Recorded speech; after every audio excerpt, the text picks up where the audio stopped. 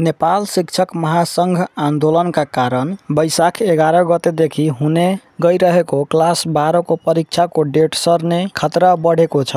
आज म यसै बारे जानकारी लिएर उपस्थित भएको छु। भिडियोलाई अन्तिमसम्म हेर्नुहोला। नमस्कार दर्शकबिन, टेक्निकल लाइक्स च्यानलमा तपाईलाई स्वागत गर्दछु। भिडियो सुरु हुनुभन्दा पहिला एउटा भिडियोलाई लाइक गरेर च्यानललाई सब्स्क्राइब गरिदिनुहोला र अल नोटिफिकेसनमा क्लिक गर्नु नबिर्सनुहोला। आउनुहोस् भिडियो सुरु गरौँ। नेपाल शिक्षक महासंघले विद्यालय शिक्षा ऐन जारी हुनुपर्ने माग राख्दै माघ 20 गते निरन्तर आन्दोलन गरिरहेको छ र यति बेला सरकारले चाहिँ शिक्षकको माग पूरा गर्ने कुनै छाटघट चाहिँ देखाएको छैन। यसैबीच नेपाल महासंघले वैशाख 11 गते कक्षा 12 को परीक्षामा शिक्षकहरूले सहभागी नहुने सूचना निकालेको छ र त्यो सूचनामा यस्तो चाहिँ उल्लेख गरिएको छ। नेपाल शिक्षक महासंघ 2081 माघ 20 गतेबाट निरन्तर आन्दोलनमा छ। यसै क्रममा 2081 साल चैत्र 20 गतेबाट काठमाडौँमा केन्द्रित शैक्षिक सडकमा आन्दोलन चलिरहेको छ। गुणस्तरीय विद्यालय शिक्षा विद्यार्थी र शिक्षक कर्मचारी मैत्री विद्यालय शिक्षा ऐन जारी गराउने उद्देश्यबाट